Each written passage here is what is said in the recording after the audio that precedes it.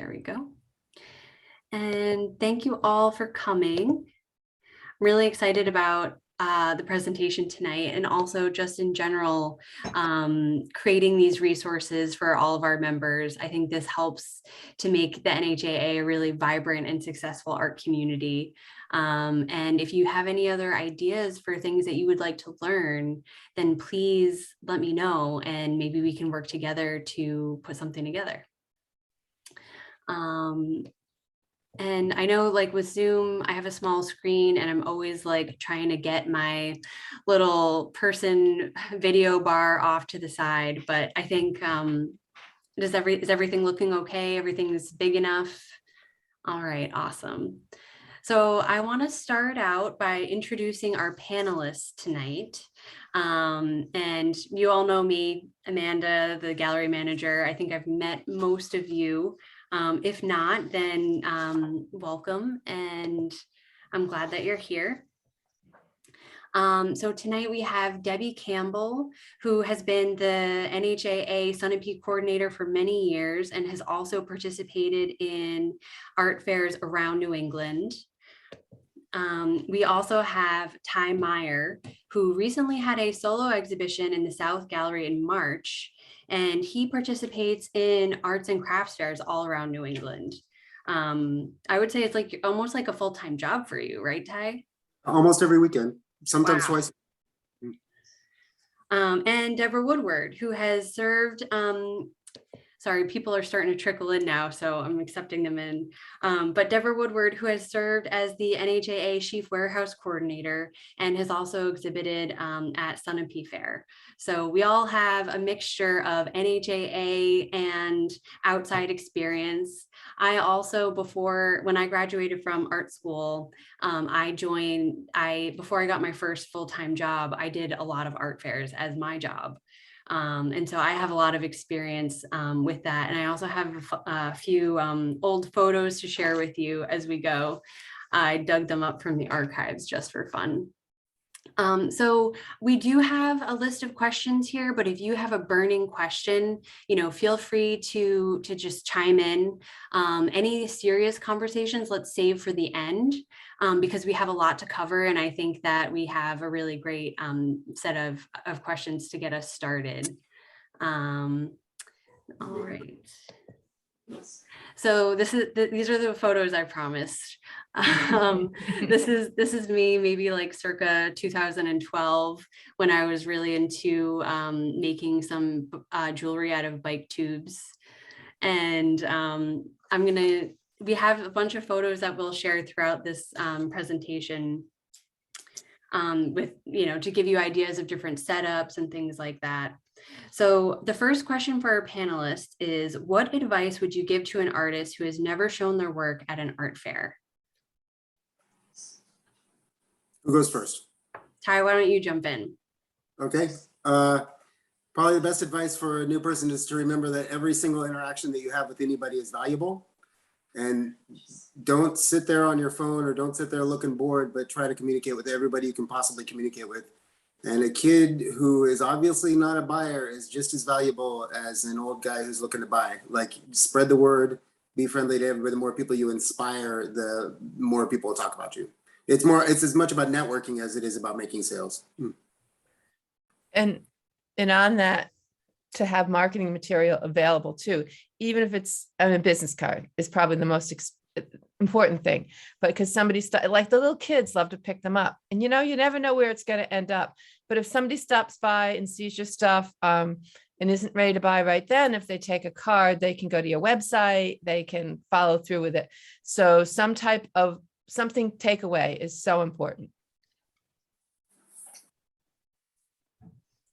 I would say another thing on those lines is, a lot of these fairs are really long, intense days. And it's really important to make sure that you're taking care of your physical body.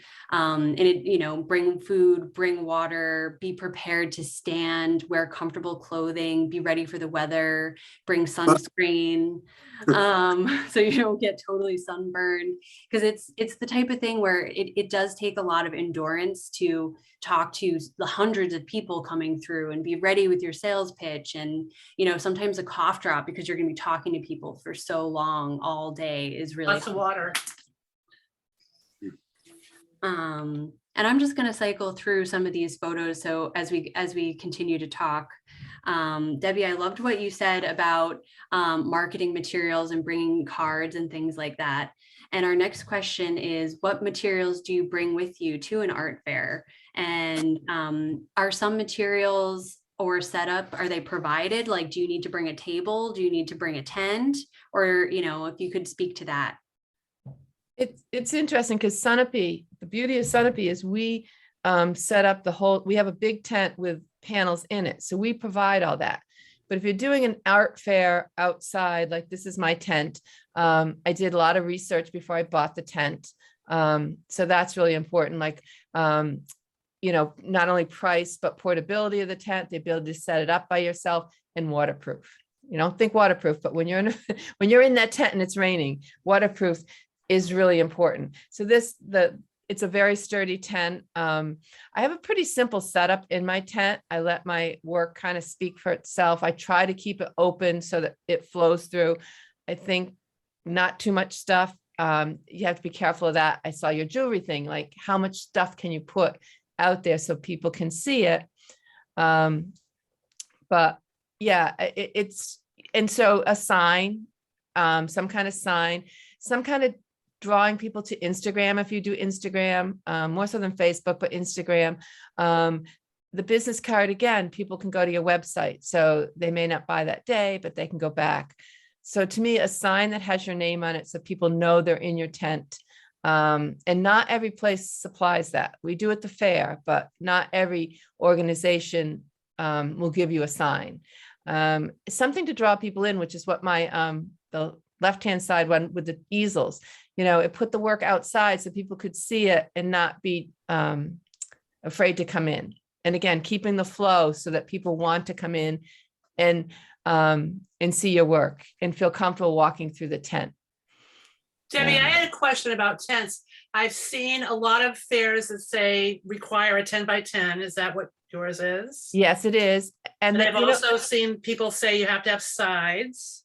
Well, the sides the sides are good if it rains, especially, Right. but also you can direct the flow. Like if I'm doing this, there's one fair, I try not to have just one back side because I need some spot to keep my stuff.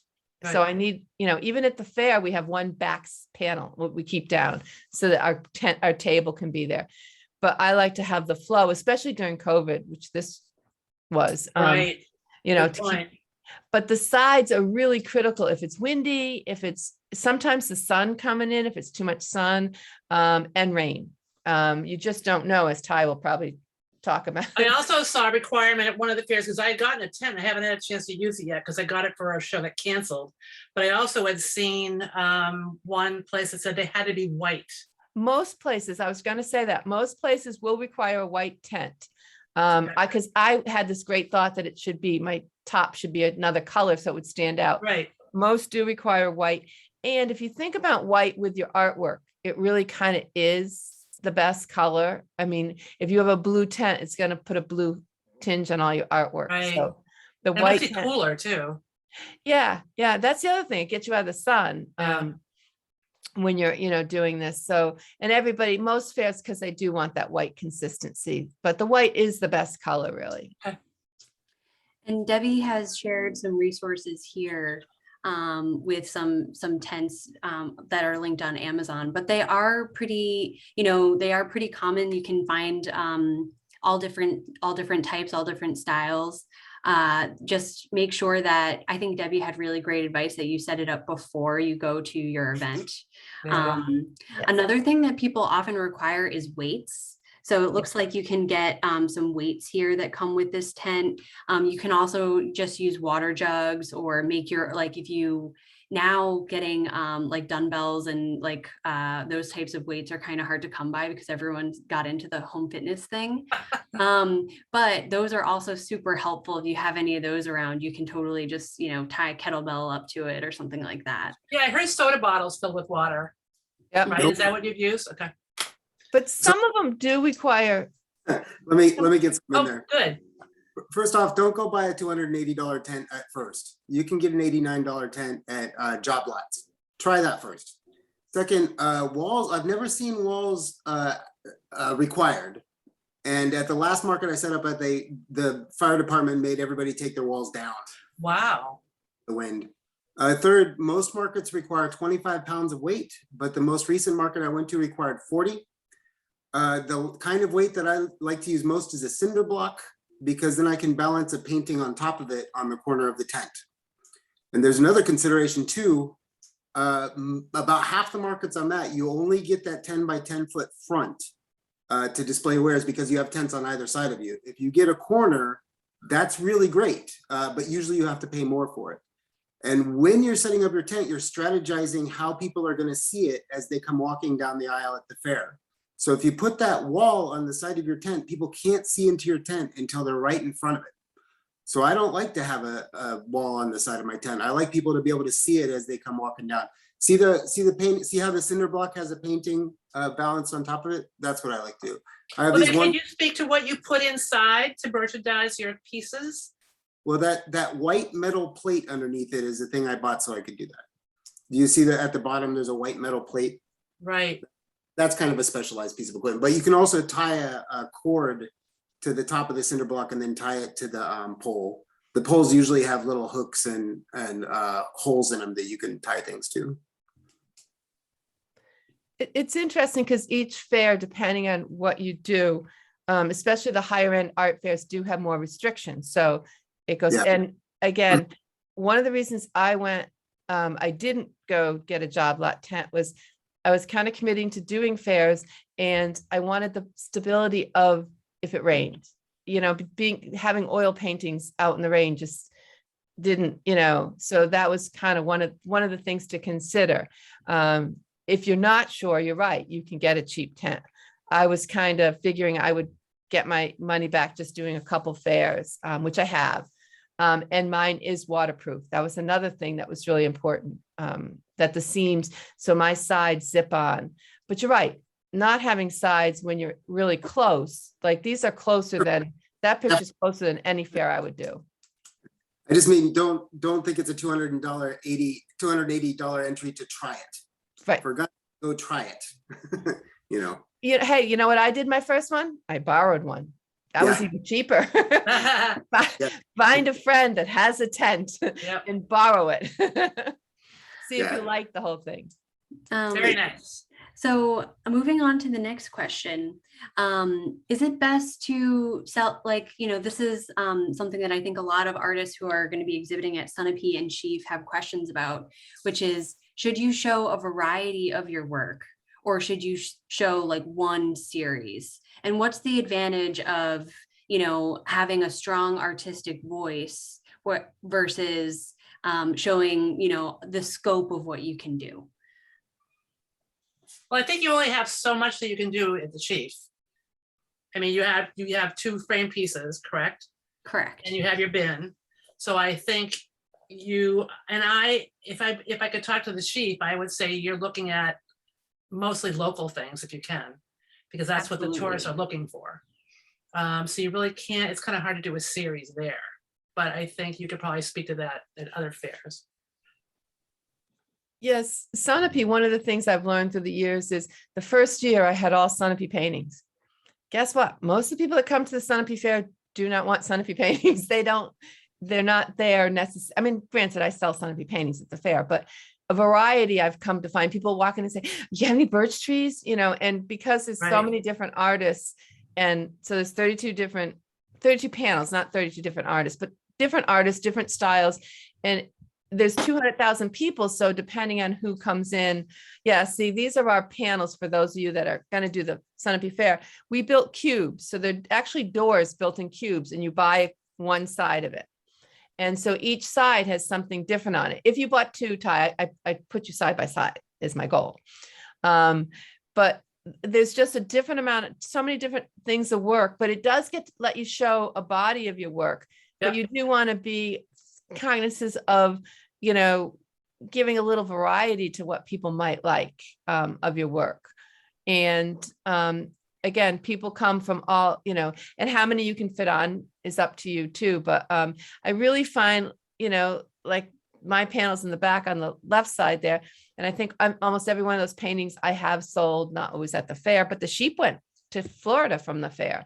So you just don't know what people come in and go, any birch trees, any Yeah, I roof?" think it's really different. The two different venues are very different from each other. I find that Sunapee, people are there to buy. They're there because they got money in their pocket and they're there to buy stuff. And you're right, I sold Maine paintings the Right. last time. And whereas at the Sheaf, we have tourists who most of them are looking for a souvenir from the area. I mean, I usually sell more local type things at the Sheaf.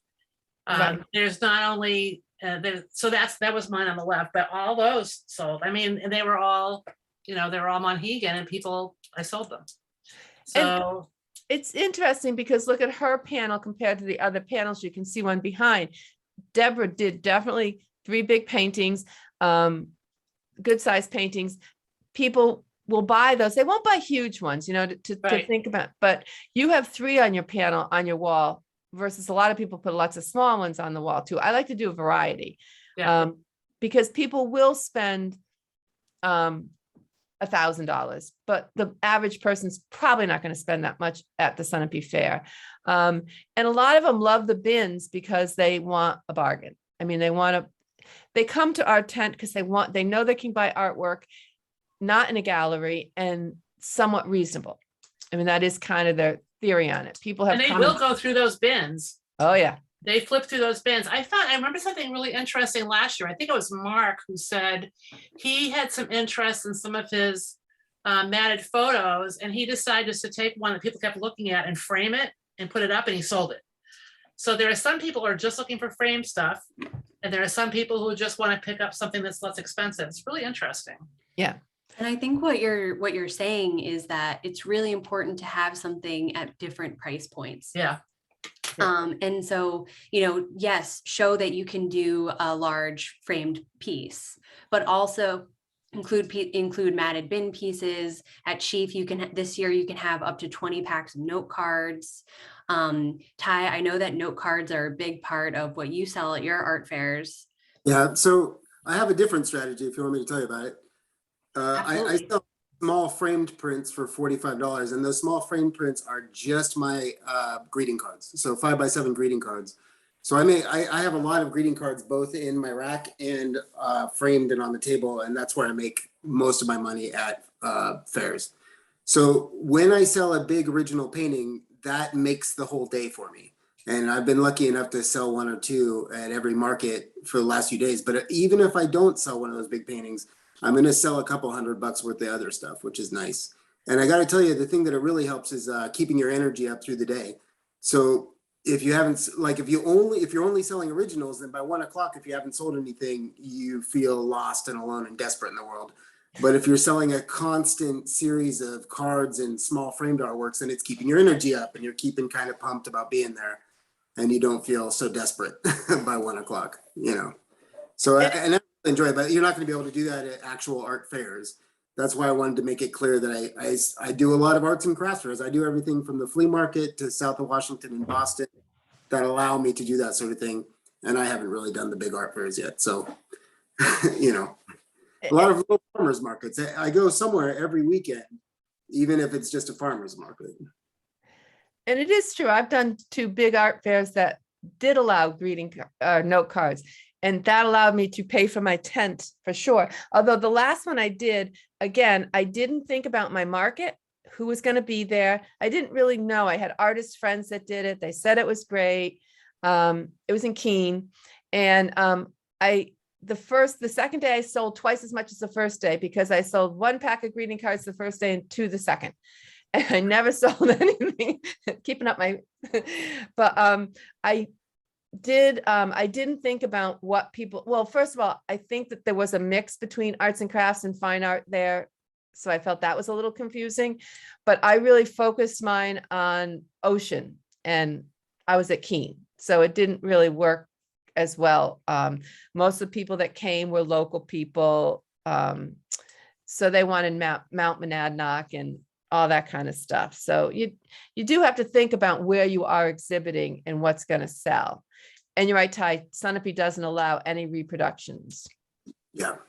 But Sheaf does, and at Sheaf you can have giclées and you can also have your note cards.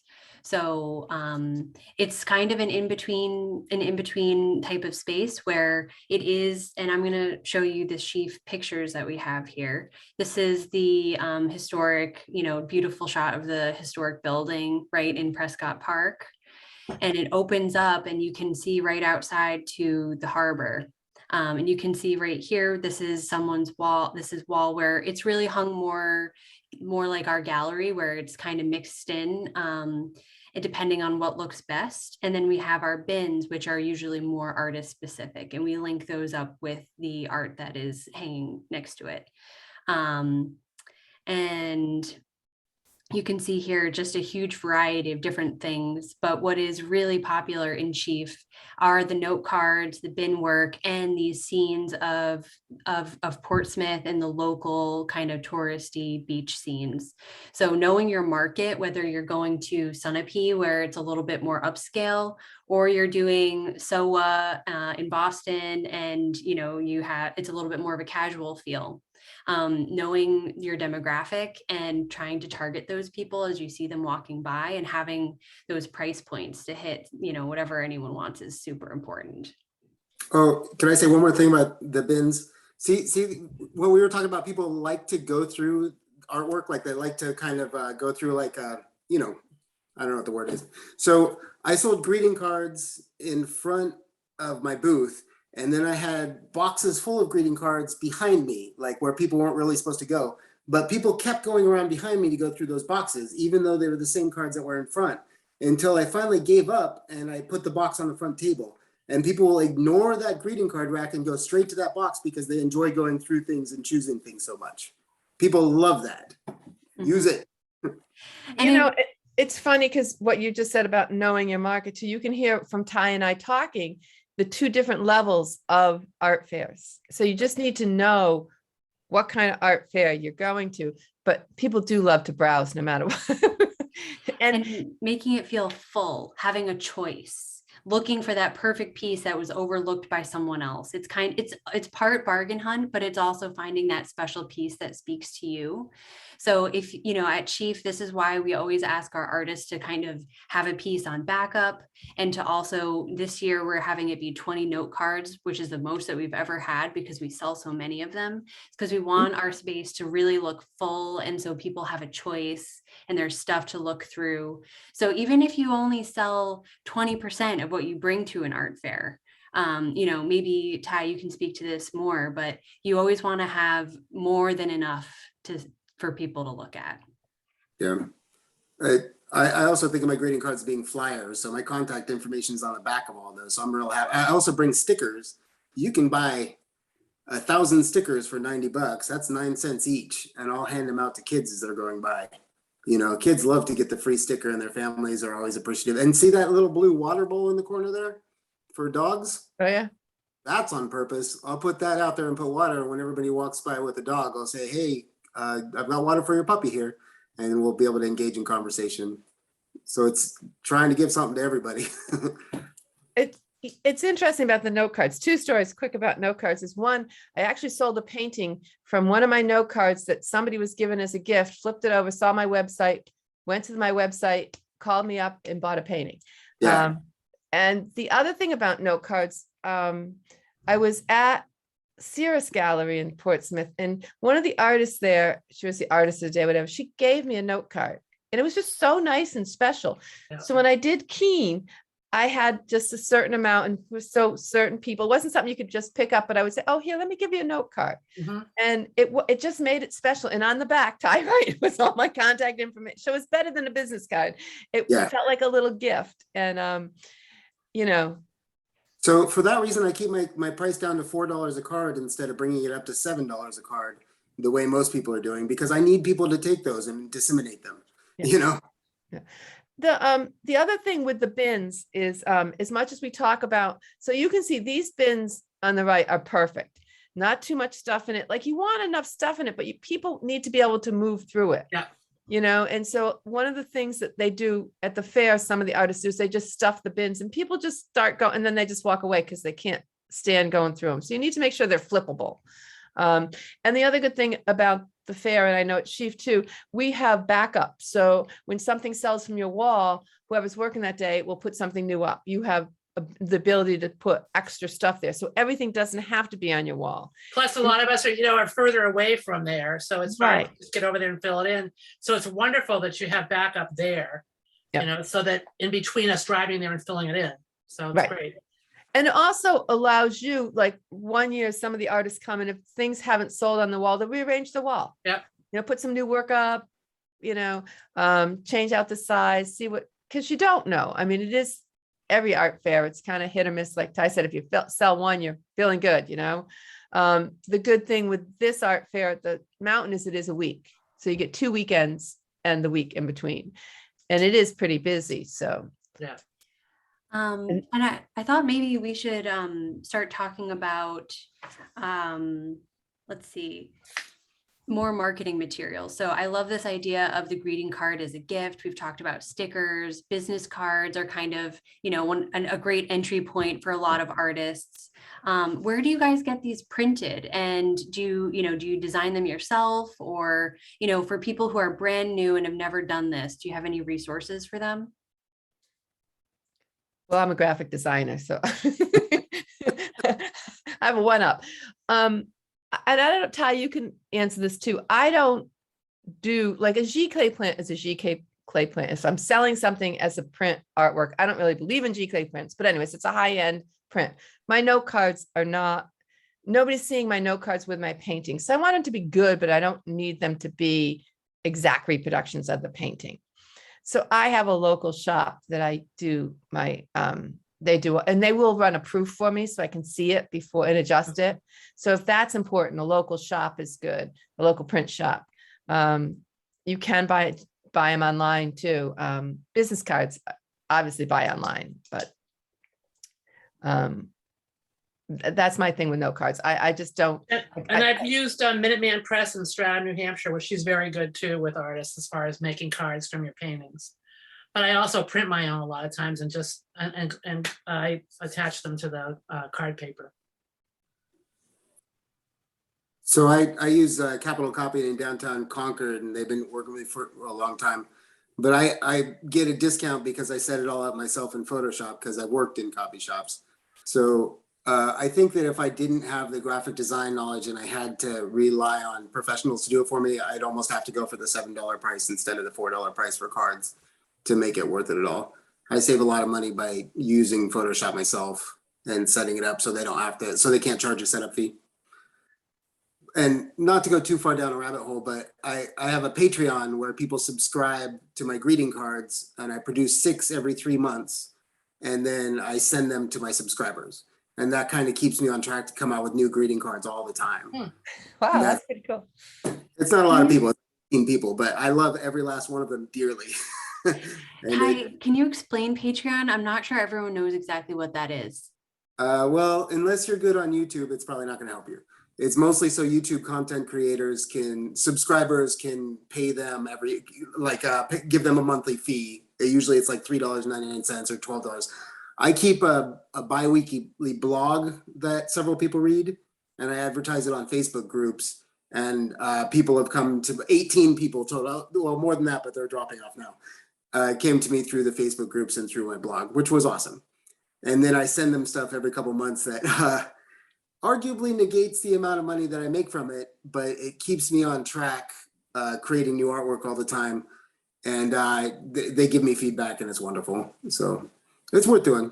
So it's part accountability process for yourself, just to keep you on track for producing work and thinking about the next thing down the pipe, and as well as being a way to cultivate your audience. Yes. Keeping a blog is hard, but when you know people are reading it, it makes it much easier, and that people expect it, stuff like that. One of the things I do that's kind of old fashioned, but I send a thank you note to everybody that buys a painting. One of my I do thank you notes, too. of course. Do you, Deborah? Yeah. I always send a snail mail thank you note.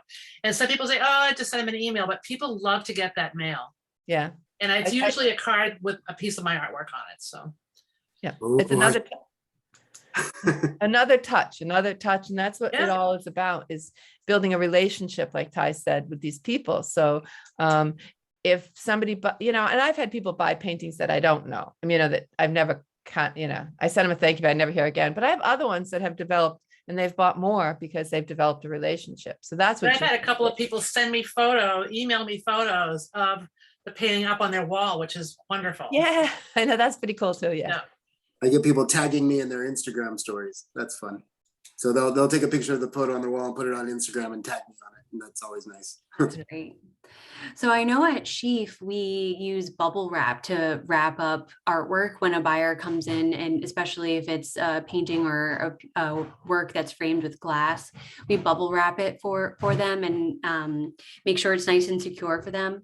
What do we do at Sunapee? Do we do bubble wrap? And Ty, how do you package your sold pieces? Sunapee, I got a free roll of bubble wrap that has been lasting so far, but yes, we bubble wrap. So I buy gift bags at the dollar store, and I didn't do that for a long time, and I finally did it, and I finally started bubble wrapping the small framed artworks that I do, because not so much because I'm afraid they're going to be damaged, but because it gives a little bit of a finale to the sale.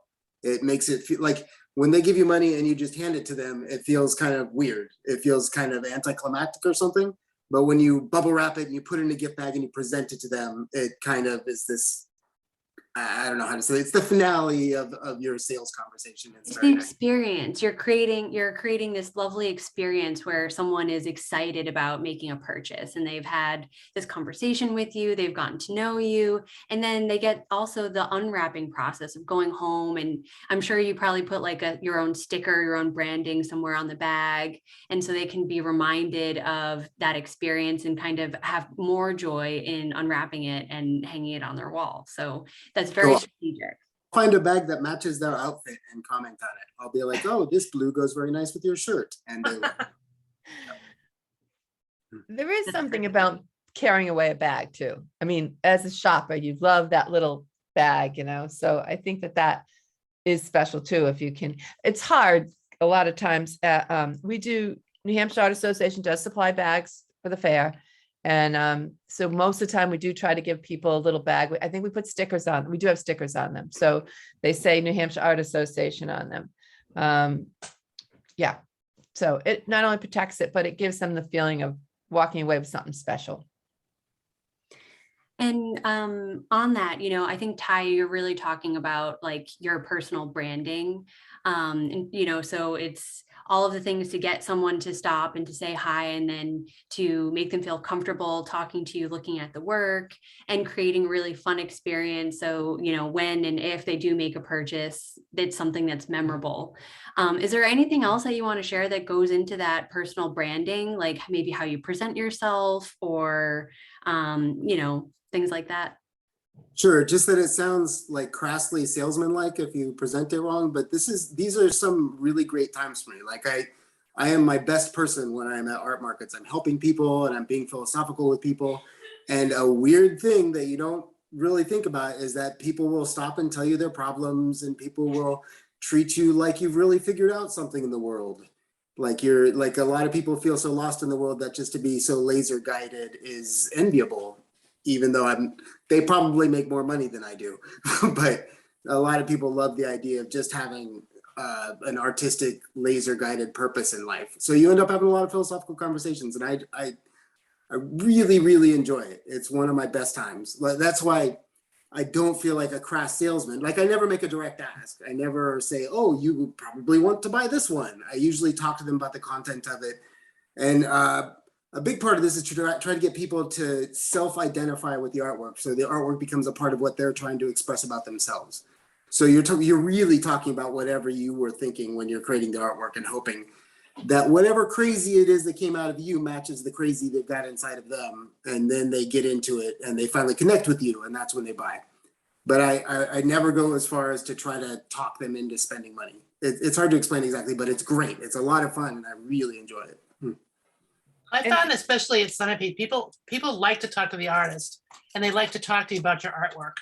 And where were you when you painted this? I mean, I had that happen when I was gallery sitting there, and it's really fun. Yeah, it is one of the things that's different. And when you like Ty, when you're doing your tent at a show and you're there for the whole day or 2 days, as opposed to Sunapee, you only do 1 day, so you're not always there. So what we try to do is kind of get to know each other's work too, so that you can talk to them about it. But it is nice. People do. I had a woman, it was the strangest thing, but at the Sunapee Fair, she's looking at my wall and she goes, oh my, and she looked at my name tag. She goes, oh my God, you're Debbie Campbell. I've been dying to meet you. And it was like everybody, all the other people working like, oh, Deb, you have a groupie. And she did buy a painting and she did It's so nice when that another one. happens, though. But it was very weird. She was just like so excited.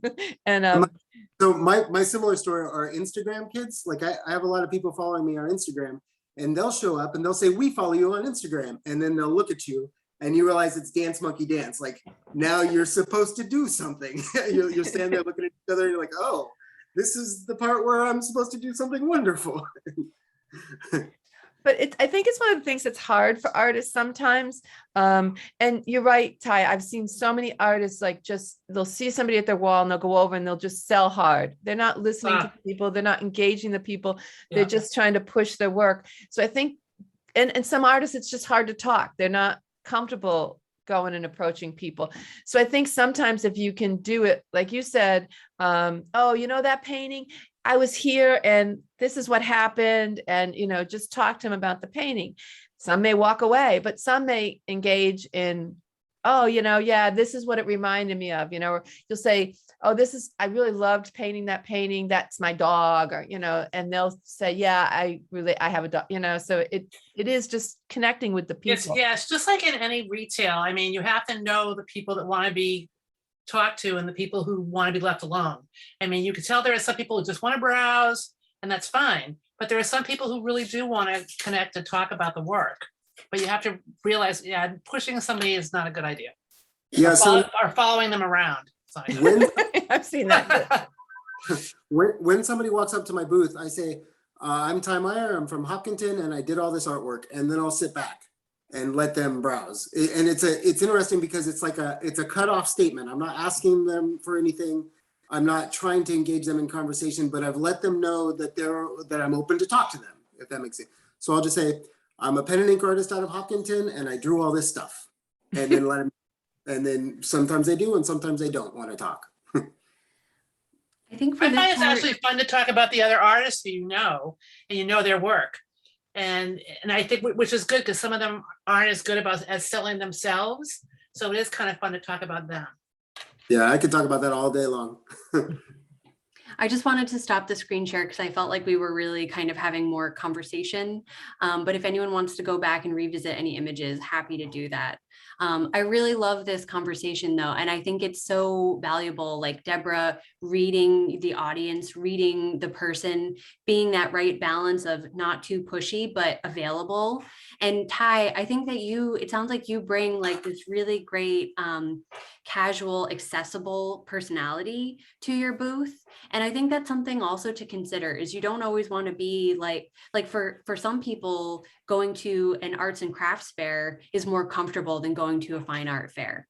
And for some people, going to a fine art fair is more accessible than going to a gallery or a museum.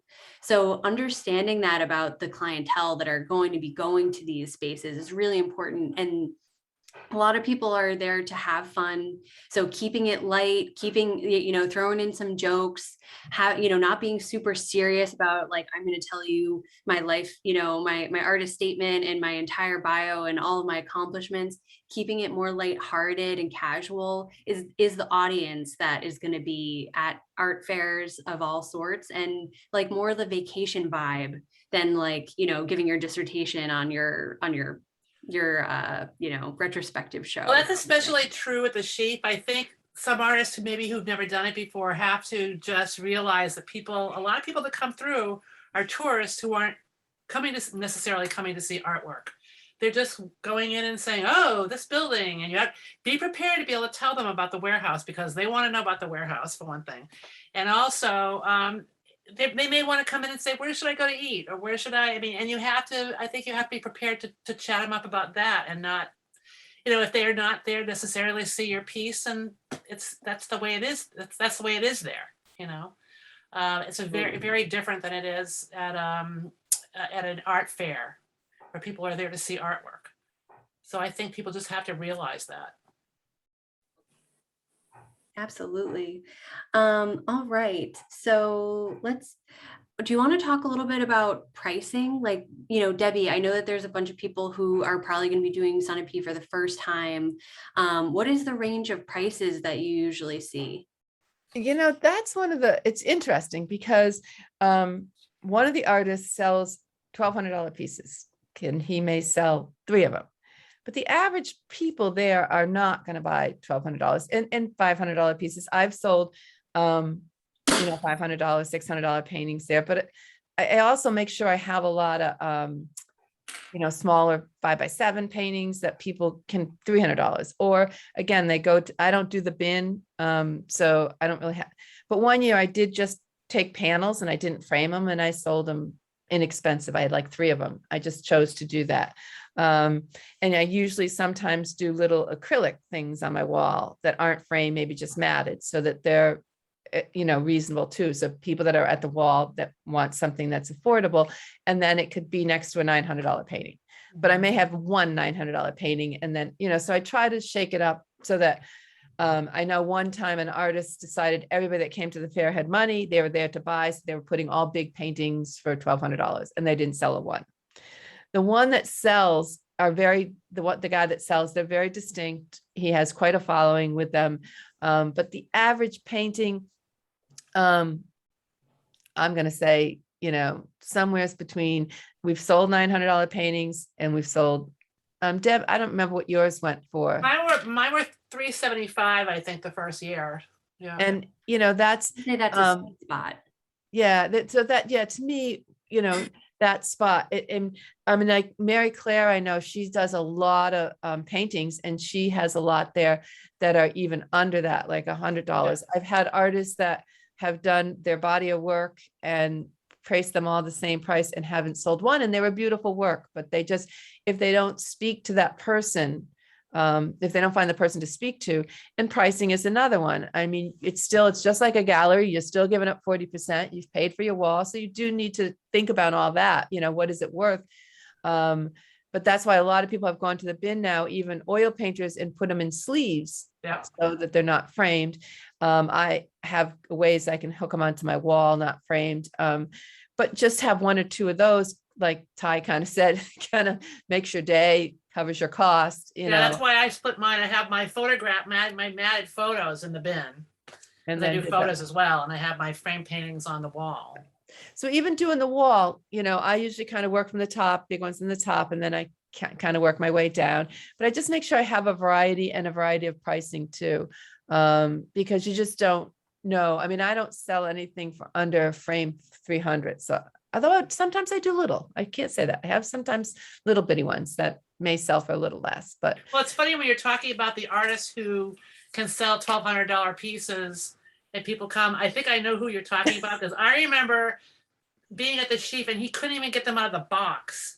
And there were people waiting for him to unpack his Happened at the painting. fair too. It was Yeah. amazing. Yeah. Not for nothing so I've had about 3 big markets this year, and the last, I'm going to say 6 paintings that I sold between those markets were all between $300 and $400. Like $300 and $400 looks like my sweet spot. Occasionally I sell $1,100 or $1,200. That feels like hitting the lottery. I probably do that once every 5 markets, 6 markets. And I sell $45 paintings, and I mean printed work all day long. Like I can sell a half dozen of those a day to a dozen. And I got to tell you, like, I'm marketing to 2 different audiences. One are basically people who have money and people don't have money. And a lot of it comes down to space. People have space and don't have space. Like, especially south of Washington and Boston, they're all young people who live in apartments. They're not buying big paintings, which is a bummer, because I was really looking forward to that market. Well, some people just don't have the space. Right. And I that always is, tell people it's really important to look around at what other people are selling their work for. I tell them that about galleries too, and they say, "I don't know what the price." I said, walk around and look. Really look at how much other people are pricing things at, and keep look and see what people are selling them for. and I It's think just that's a it's an great education. point. And I would just say to expand on that, as artists, when you go to events like this is also your time to be inspired by what other people are Mhm. doing, see Right. what's trendy, Debbie, you had mentioned, oh, you brought all ocean to Keene and that wasn't a good idea. See what was selling so that the next time you do it, you've learned something and you've gotten something valuable from that experience. That's why Sheaf and Sunapee are such popular pillars of the NAJA, is because, it's great to sort of riff off of all the other NAJA members that are participating. And it can be inspiring to see, oh, wow, that type of imagery does really well. Or, oh, maybe I should consider doing giclées when normally I just focus on originals. And this kind of leads me to my next question, which I think is something that intimidates a lot of people. Is how do you actually make the sale? Like, how do you take the credit card, or do you take Venmo? Are you using a Square Reader? Do you only accept cash and check? Do you accept check still, or is that risky? Can you speak to any of that? I mean, I know at Sheaf and Sunapee, we have our Square Reader, which is really great. And I think there still are affordable ways of getting just the little Square, the original one that plugs into your phone. That's a great entry point. No, no. You Well, the can't get those problem, anymore? no, they do them. The problem with that is it costs more. So it's better to invest in the chip reader, because the chip reader makes, there's no problem with it, versus the slide one, there can be problems. So the Square charges more if you don't have a chip reader. So it's best to have the chip reader. and how much does that cost? The chip reader is like $50, I think. The one that comes free on your phone is free. The chip reader, I have one, Yeah. but it's a one-time cost, and it really, Oh, okay. it's really worth it. What do you use? I've got a chip reader and I'm not as satisfied with it as you are. I feel like I have to wrestle with it every single time. And if we have Wi-Fi issues or Bluetooth issues, then it suddenly you're standing in front of a buying customer and not able to charge their card. And that's very frustrating. Yeah, that Sunapee, that's a, Come to think of it though, I had trouble with that at the end of the summer, but I haven't had trouble with that this year. Maybe Venmo, I don't know. Venmo's another thing. I mean, I have Venmo too. So the guy that saw my note card and drove to buy my painting, I had to meet him in a parking lot. I met him at the police station because I didn't know him. So I met him at a police station. And up Smart. here we have, Smart. I know we have terrible Wi-Fi up here. So I couldn't get my Square Reader to work. I tested it the night before, all fine, wouldn't work. So I had Venmo, but he didn't do Venmo. So we ended up having to go to my bank, and he did a cash withdrawal, at the ATM. But So you're right. Is there a setup cost for the no? Okay. No, so the Square is, so what I paid for was to get the Square Reader, but she's right. If you want that, they do, and it came free, the thing that goes on your phone. It's just that transaction costs more. And and with the Square, if you have trouble, Ty, you can take the transaction and then You later on go hook up onto Wi-Fi and it all comes in. Yeah, So yeah. that does work too. But yeah, Venmo's a good backup, but it relies on Wi-Fi. And And it's Sunapee, also about knowing your market. Like if you're going to be in like a SOA or like a young person's market, Venmo is the way to go. And not only that, but you don't have to deal with the fees. Venmo has a fee. Well, no, Venmo, right. Venmo doesn't. It was the, right. Venmo doesn't. It's the Square that did. I hated when people bought one pack of cards and put it on the Square. But if you're just going to try it, and you're going to try doing a couple of fairs, using So the other. I was fascinated that I did south of Washington, and every single kid there paid with card. And then in the next week, I did a local fair here, and every single person paid with cash. And I was like, "What's happening?" And I like the people, you're trying to put a $500. Well, let me pay. It's not going through here. I'll give you cash. I'm like, seriously, who walks around with $500 in cash? Yeah, nice. But at the fair, we do have trouble with Wi-Fi. That's a big issue. That's how I Right. know about going offline and putting it online again. Mhm.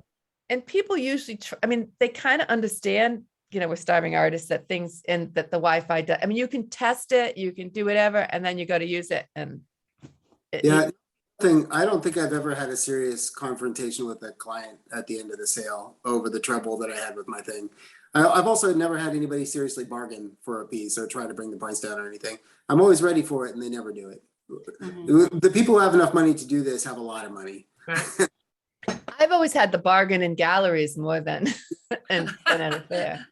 So, and you can get, that's the other thing to think about, when your pricing in a gallery is probably going to be higher, even though we're still giving the 40% to New Hampshire Art Association at the fairs and stuff.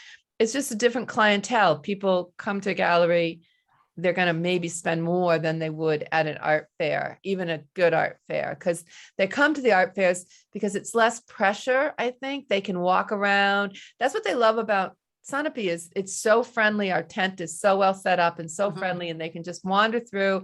And, there's two artists there saying, let me know if I can help you. And they come back. They wander around to the other tents and they come back later and say, okay, this is what I want. Yep. They have to think about it sometimes. I'm going to say, I make an enormous amount more money at art fairs than I do at gallery shows. I do gallery shows as often as I possibly can, but I could never make a living off those, and I make a living off art fairs. So. Well, and I think that's the difference. I don't do giclée prints. I think partially because I'm a graphic designer, to me, that's printing. I mean, it's not artwork. It's not, but it is a way, if you're making a living. I mean, I can honestly say my note cards have carried me through a fair. That's why I like doing both photography and painting. Like, saw my photographs out of the bin, and Go ahead, Ty. What were you going to say? I don't like giclée prints that much either, but I've got to have inventory every weekend, and I just can't keep up with that with originals. I just can't. Yeah. I try hard. As a sidebar, I get my giclée prints by subscribing to about 6 different giclée print newsletters and watching the sales as they come out. And then when a really good sale comes up, usually with giclée canvas prints, I'll be able to get printed for $30 instead of the 80 or $100 that they usually want. So I very carefully watch the emails as they come out, just as a sidebar. I know a lot of people, including people at NHAA, use Image Arts in Portsmouth, and they're very good. Oh, great. So I'll throw that name out there. And you do have to be careful what you're calling a giclée print. I mean, there's an assumption of archival, just going to get somewhere and having it reproduced may not be archival. And people feel like they're buying a print that it's going to last, even if it's, So that's not an objection I come across ever at the level that I'm working at. I'm sure you do at Sunapee. I'm sure you do at the high-end art fairs, but you don't get that objection at Arts and Crafts Market. Sunapee, League of New Hampshire Craftsmen does not allow any kind of reproduction. I'm sure. So we've been doing this for about an hour, and I just wanted to turn it over to all the attendees. This is your chance to chime in and ask your questions. I know that Deborah is going to have to go really soon, but I think that Ty and Debbie and I can stick around if you do have any specific questions that you wanted to get answered about art fairs tonight.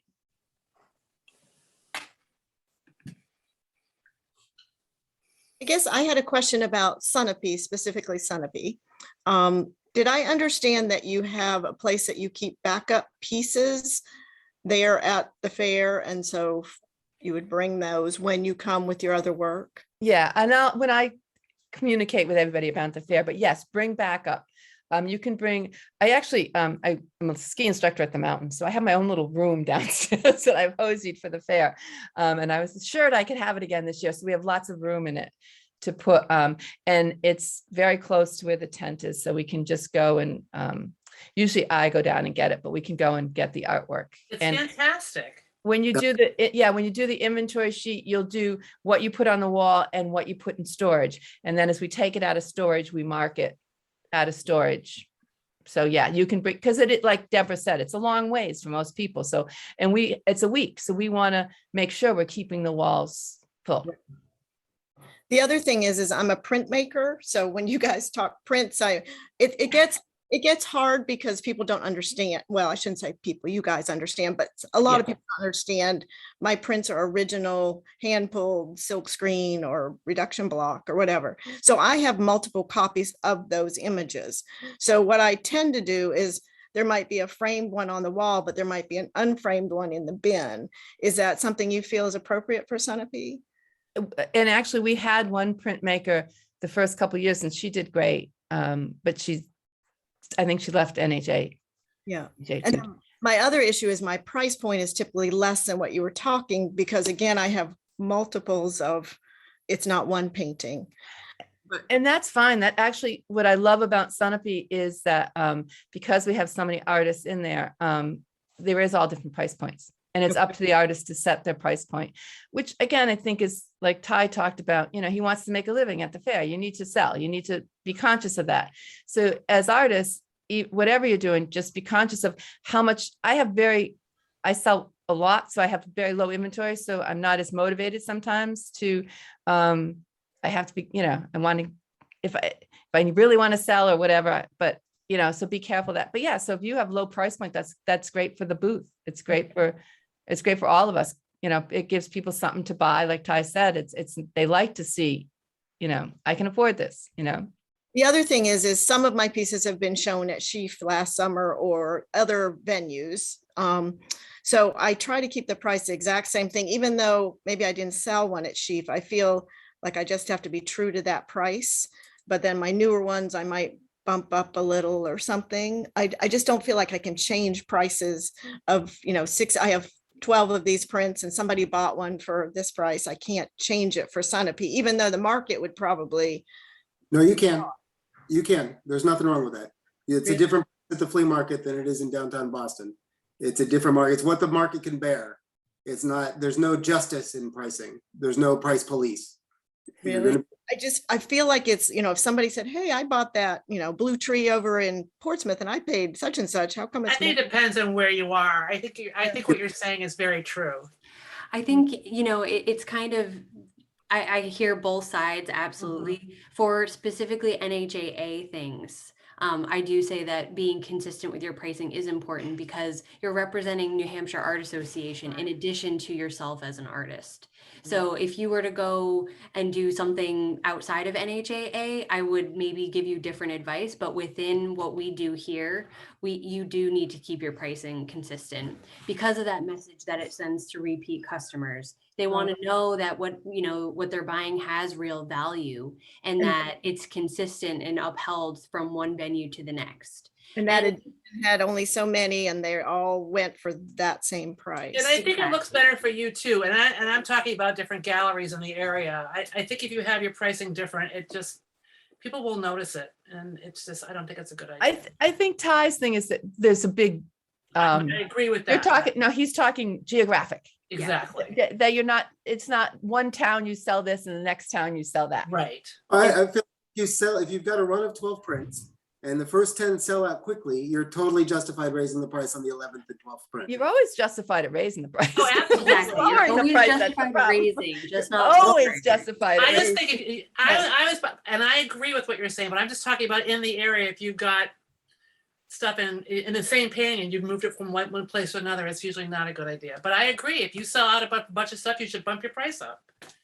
Okay, so if 1 week I have a painting at a market, and then during the week I'm published in a huge publication, become a famous person. At the next market, do I need to sell that painting for the same price? No, that's not what I'm saying. I'm You not can talking about always at the go same up. time, kind of, I think people shouldn't say, oh, I don't think you should price your work according to what the commission is, I mean, but I see what you're saying. If you sold out of a bunch of stuff, yeah, you're gonna up price it the next time around. I think the important thing is when you want to honor your buyers as artists, you want to honor those collectors, those people who have been supporting you. And so you don't want to sell one print, because I'm a printmaker as well. And, I usually sell my monotypes if it's a single pull, like one time through the press. for, depending on the size, I'm just going to go with with my larger size is $950. Now, if I were to go have a garage sale because I was a studio clean out sale or something like that, and I was like, I really need to get rid of this stuff, and I wanted to charge, half of that.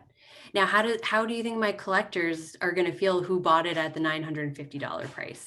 So Yeah. you want to honor those people who have helped you. You want to send the message that you are a professional artist, and that if you buy work, if collectors come and buy your work, that the value is going to hold steady. You don't want to give mixed messages about dips and changes in your pricing. But within that, Ty is right. If overnight you become a famous person, charge Yeah. more. And it's always, you can always find reasons to raise your prices. I just don't think there's ever a really great reason to lower your price. I wasn't planning on lowering. Good. But And this is such a heated conversation, and it's because we're also it's difficult. It's something that we're always trying to navigate, and we should have permission to be able to have a little trial and error as artists. And I hope that this is an informative conversation, and that you can always run your ideas by me. And if you're like really unsure about a certain pricing thing, I'm always happy to pick up the phone and talk to an NHAA member about and problem solve a little bit. And we do have certain rules within our exhibition agreement at the NHAA that we have to uphold. But outside of that, you have a little bit more freedom. okay. All right. I think I'm contemplating, maybe I could raise some that I've sold out several of the edition. Now the price maybe could go up a little. Mhm. Are there any other questions or any other last thoughts? I have a question. Sorry, I don't have my video up. I don't know if you can hear me or not. Yeah, But we can hear you, Liz. Go ahead. is there a centralized location for art calls or art fair calls in New Hampshire? I recently moved back here, and I've been having a hard time like locating all those calls. That's a great question. I would say in the art around the area that the NHAA publishes every month, Carol Van Loon does a really good job of collecting those sort of resources and putting them in there. Specifically that Manchester one that you sent to me will be Yeah. included in our next art around the area. And I've noticed this as well since I moved to New Hampshire. I came from Massachusetts, where we have the Massachusetts Cultural Council ArtSake website, which is an amazing resource, and they post the calls for art on a weekly basis every Tuesday. They also publish NHAA calls because we want to get those Massachusetts artists too. But the New Hampshire doesn't have something that's really centralized like that. So I totally see. Oh, Ty, you have a resource? Yeah, there are two big promoters in New Hampshire. There's Castleberry Fairs and Great New England Arts and Crafts. So look up Castleberry and look up Great New England Arts and Crafts. They both set up these large fairs somewhere in New England, maybe once every 2 weeks or once a month. And you have to plan for them way ahead of time because people pile into them. But they're going to cost like $230 to get into them. But that's where you'll walk out with a couple $1,000s if you're good at it. Okay. Hi, I was going to say we could just look at your website. There's- When I was looking you up, I looked at your website. I said, "Oh my God, look at all these shows coming up." the big problem is everything's got set up in February and March. Yeah. All things open up then. Right now, if you want to watch for one that's going to be hot, it's going to be the Warner Fall Foliage Festival. Those guys don't have their act together. As soon as they put their call out, I'm going to pounce on it, and so are half the vendors in New England. All right. Thank you. That's a great resource. Thank you, Ty. Mhm.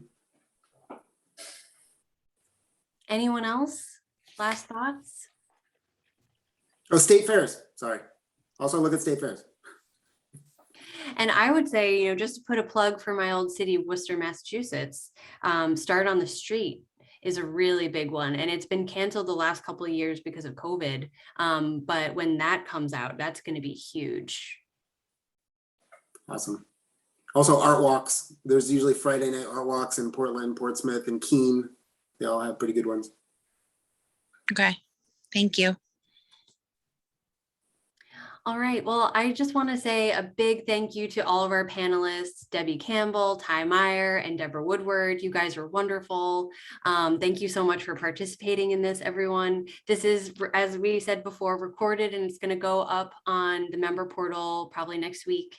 So if you ever want to reference back to this, or if you have any other questions, feel free to reach out to me, and I will gather any information that I can to share with you. And yeah, this will be available so tell your other NHAA member friends. I'm looking forward to seeing everybody at the Sheaf and at Sunapee. And we still have slots open at Sheaf, so it's not too late to join. Oh, and that's the other thing that I wanted to say in the very beginning when you sent us the questions. One of the people ask about, oh, what is the Sheaf? One of the greatest things about the Sheaf is it's fun to be there. As a Sunapee meeting people, but the Sheaf, you just meet a lot of great people who are coming through and they want to talk to you, and you've got this gorgeous view Beautiful. out the back door, and it's just gallery sitting there is really a lot of fun. So I wanted to throw that out there too. Thank you. All right. Well, have Thanks, a great night, Amanda. everyone. Thanks so much. Thank you, everyone. Good night. Bye-bye.